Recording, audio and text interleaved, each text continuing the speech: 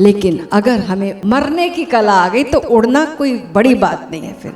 और यही उड़ना जब हम इस शरीर में रह के जीवन के रहते रहते करते हैं, तो जब अल्टीमेट उड़ान का समय आता है तो डर नहीं लगता। कौन सिकुड़ के रहना चाहता है? कोई भी नहीं सिकुड़ के रहना चाहता। फैलने का सबके भीतर प्रेरणा है, तो वो फैलने की, विस्तार की, पूर्णता की, संतोष की, कंटेंटमेंट की अनुभूति बिना शरीर के जब हम देख लेते वैसी की वैसी है, तो सारी पकड़ खत्म हो जाती है अपने आप ही। और हम जीते जी फिर इस दुनिया में ऐसे जीते हैं जैसे एक योगी जीता है।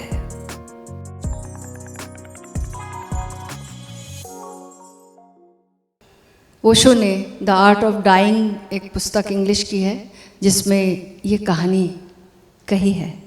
उस कहानी से आज के सत्र की हम शुरुआत करेंगे। वो कहानी मुझे जितनी याद पड़ती है वो ऐसी है कि एक बार एक राजा पड़ोसी राज्य में घूमने गया। उसका मित्र रहा करता था वहाँ पर। वहाँ जाकर उसने वहाँ के जंगलों में घूमना चाहा और वो जंगलों में घूमने गया। घूमते घूमते एक जगह पर वो रुका और वहाँ पर उसने देखा कि बहुत अलग प्रकार के पक्षी हैं यहाँ पर। बहुत ही सुंदर एक पक्षी का झुंड है जो कि आवाज़ जिसकी बहुत अच्छी है। देखने में ऐसी खूबसूरती कभी देखी नहीं थी। ऐसे रंग उसके, ऐसे सुनहरे रंग, रंग बिरंगे पंख और आवाज़ उस पे से इतनी मधुर जो उसने कभी भी नहीं सुनी थी। वो झुंड बहुत ज़्यादा जिस पेड़ पर आता था उसके नीचे वो जाके बैठ गया और उसने उस पक्षी को पकड़ लिया, एक पक्षी, और अपने साथ ले गया, अपने राज्य में ले गया। और वहाँ पर उसने उसे बहुत सुंदर एक पिंजड़ा बनाया और पिंजड़े में हीरे जवाहरात से सजाया राजा था। और भोजन में उसको बहुत अच्छी अच्छी चीज़ें देता था, खिलाता था। और उसको उससे बड़ा प्यार हो गया उस पक्षी से। रोज़ करीब बैठना होता, उसकी बोली सुनता, उसकी आवाज़ें सुनता और सुनते सुनते ये भी थोड़ा वैसा बोलना सीख गया, राजा भी। और पक्षी भी उसकी बात समझने लगा। राजा उसकी भाषा नहीं समझता था लेकिन वैसे बोल वो कॉपी कर लेता था। तो एक बार राजा फिर से उसी पड़ोसी राज्य में घूमने जाना था उसे, फिर से अपने दोस्त के पास। उसने कहा कि साल भर बीत चुके थे। पक्षी से कहा कि मैं फिर से घूमने जा रहा हूँ जिस राज्य से तुम आए थे, और वहाँ पर तुम्हारे बहुत सारे मित्र थे। उन मित्रों को कुछ संदेश देना हो तो मैं कह दूँगा। तो उस पक्षी ने कुछ आवाज़ें निकाली विशेष प्रकार की। राजा ने उसको कॉपी कर ली और याद कर लिया और चला गया। पड़ोसी राज्य में जब वो गया और उसी जंगल पर उसी पेड़ के पास गया वह, तो देखा कि असंख्य पक्षी वो फिर आए हैं, वैसे गीत चल रहा है। उसने सोचा ये ठीक मौका है पक्षी के संदेश देने का। उसने बताया जैसे पक्षी ने बोला था। उसका वो बोली सुनकर अचानक ना जाने क्या हुआ, वो सारे पक्षी गिर गए और मर गए। टप टप करके सारे पक्षी गिरे और मर गए। राजा तो बहुत दुखी हुआ। उसने सोचा ये कैसा अपशकुन का संदेश इसने भेजा था कि सुनते ही सारे पक्षी मर गए। कैसी आवाज़ दी थी इसने। बहुत ही दुखी मन से वो भारी मन से लौटा और लौटकर फिर से अपने पक्षी से मिला और बोला कि तुमने कैसी अपशगुन भरी बातें बोल दी थी, क्या अशुभ संदेश दिया था कि तो सारे पक्षी मर गए तुम्हारी बात सुनते ही। और वो बात सुनते ही वो पक्षी का संदेश ये था, जब ये जैसे इसने बात सुनी, वो बोली सुनी, वो संदेश सुना, तुरंत वो भी पक्षी गिरकर मर गया। अब राजा बोला, बहुत दुखी हुआ, बोला एक तो अपशकुन इतना ज़्यादा हुआ कि इतने सारे पक्षी मर गए, और ये और क्या अपशकुन हो गया, मैं कैसा अभागा हूँ कि ये पक्षी मेरा प्राणों से प्यारा ये भी मर गया। ना जाने ऐसी कौन सी बात थी। क्या करता वो, कितना भी प्यार हो किसी से, लेकिन मरा हुआ क्या करेगा वो। खोल दिया दरवाज़ा, जैसे ही दरवाज़ा खुला वो पक्षी फुर्र से उड़ गया। मरने का नाटक कर रहा था। संदेश ये था कि बहुत अच्छी सुविधा है, राजा प्यार भी करता है, खाना भी बहुत मिलता है, लेकिन आकाश में उड़ने का मजा कुछ और है, बंदी होने का दुख बहुत ज़्यादा है। ये संदेश उसने भेजा था। तो उन्होंने ये उसको ट्रिक दी थी कि मर जाओ, मरने का नाटक कर लो। ये उसने समझ लिया और तुरंत मरने का नाटक किया। और जैसे ही राजा ने सोचा मर गया, सब लोगों ने शोक सभा मनाई, और लेकिन उसको निकाला, जैसे पिंजरे से निकाला वो उड़ गया। ठीक ऐसे ही हम भी इसी पिंजरे में हैं। मरने का नाटक आ जाए, मरने की कला आ जाए, बात बन जाएगी, पिंजरा खुल जाएगा, पिंजरे के पार उड़ना सीख जाएंगे। हम सब वो पक्षी हैं पिंजरे में कैद। लेकिन अगर हमें उड़ने की कला आ गई, मरने की कला आ गई, तो उड़ना कोई बड़ी बात नहीं है फिर। और यही उड़ना जब हम इस शरीर में रह के जीवन के रहते रहते करते हैं, तो जब अल्टीमेट उड़ान का समय आता है तो डर नहीं लगता, क्योंकि हमने कई बार देखा कि शरीर के पार हमारा अस्तित्व है। इस आकार से हम बंधे हुए नहीं, इस पिंजड़े की ज़रूरतें हैं। इस पिंजड़े की ज़रूरतों के कारण, इसकी सीमा के कारण हमारे भीतर ईर्ष्या है, हमारे भीतर क्रोध है, हमारे भीतर वैमनस्य, सब कुछ है। इस पिंजड़े के कारण भय है, इसके कारण असुरक्षा है, इसके कारण कोई सारी इसकी, जब तक हम सीमा में इस शरीर में बंधे हैं तो सब कुछ है। लेकिन इस शरीर के पार जब हम मुड़कर देख लेते, वो जो हम चाहते हैं, जिन कारणों से, प्रेम से, धन से, पद से, यश से, वो अकारण है, वो अकारण है। आकार से उसका लेना देना नहीं है। बिना आकार में हुए हुए मेरे होने की अनुभूति उससे ज़्यादा है, मेरे होने की अनुभूति उससे ज़्यादा फैली हुई है, पूर्णता में है। क्योंकि हर एक आदमी सिकुड़ना नहीं चाहता, फैलना चाहता सबके भीतर। ये अनजानी इच्छा तो है ना। कौन सिकुड़ के रहना चाहता है? कोई भी नहीं सिकुड़ के रहना चाहता। फैलने का सबके भीतर प्रेरणा है। तो वो फैलने की, विस्तार की, पूर्णता की, संतोष की, कंटेंटमेंट की अनुभूति बिना शरीर के जब हम देख लेते, वैसी की वैसी है, तो सारी पकड़ खत्म हो जाती है अपने आप ही। और हम जीते जी फिर इस दुनिया में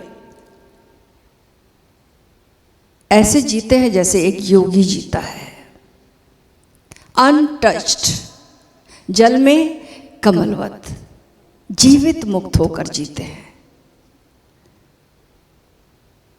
तो आइए एक गीत हम गाएंगे। कभी एक नजर बदल कर देखूं कि कौन हूं मैं,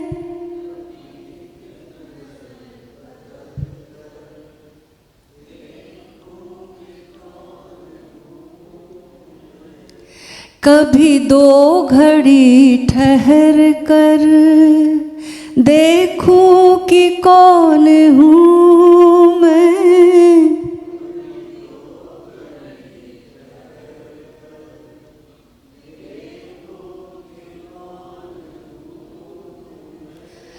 कभी एक नजर बदल कर,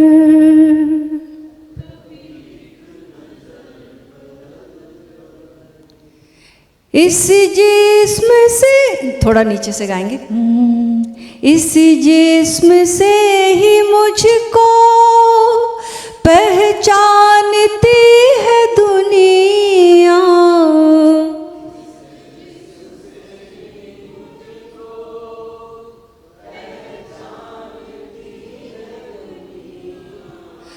इस जिस्म से ही मुझको पहचानती है दुनिया,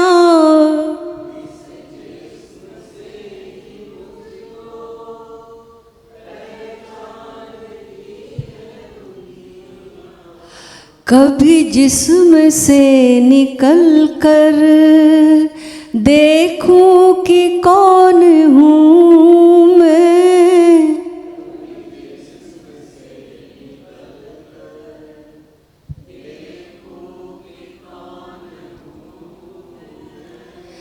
कभी दो घड़ी ठहर कर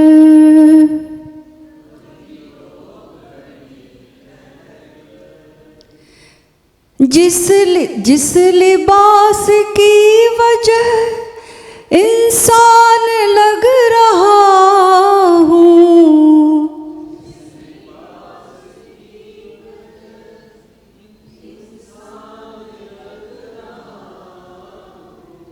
जिस लिबास की वजह से इंसान लग रहा हूँ,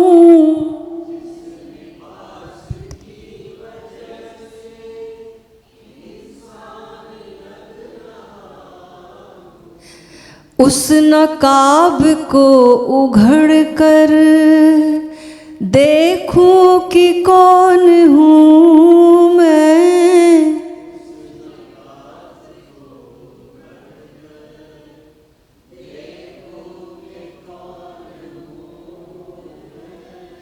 ये बदन मेरा नशेमन बना मुद्दतों से, लेकिन ये बदन मेरा नशेमन बना मुद्दतों से, लेकिन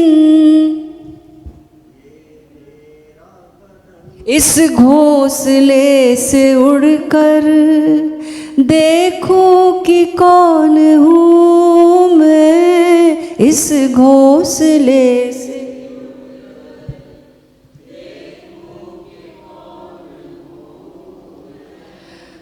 मैंने फैल कर जहाँ के देखे कई नजारे,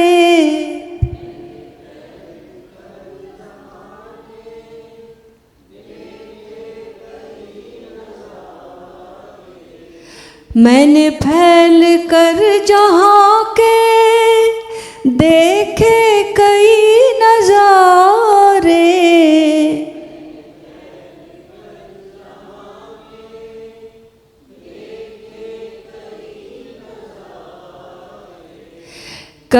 कभी खुद में भी सिमट कर, कभी खुद में भी सिमट कर देखूं कि कौन हूँ मैं।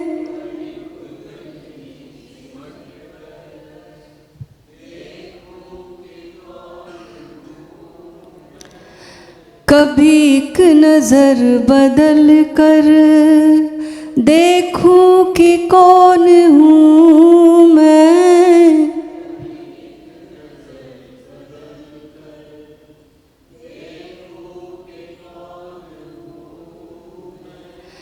कभी दो घड़ी ठहर कर देखूं कि कौन हूँ मैं।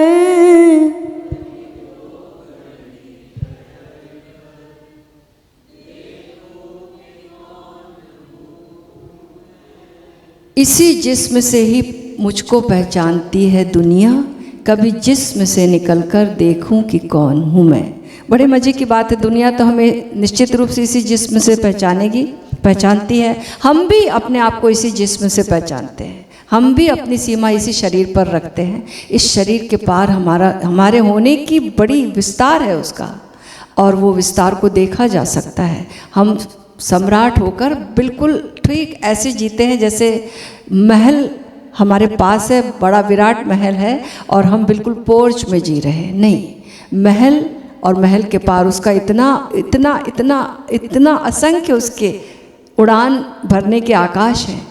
उससे जब हम बाहर निकल जाएं तो पता चलता है। पहले तो महल में आना होगा, उसके बाद तो उससे ऊपर उठने की बात होगी, आकाश में जाने की। महल का आकाश बहुत बड़ा, फिर महल से बाहर निकलोगे उसका आकाश विराट है।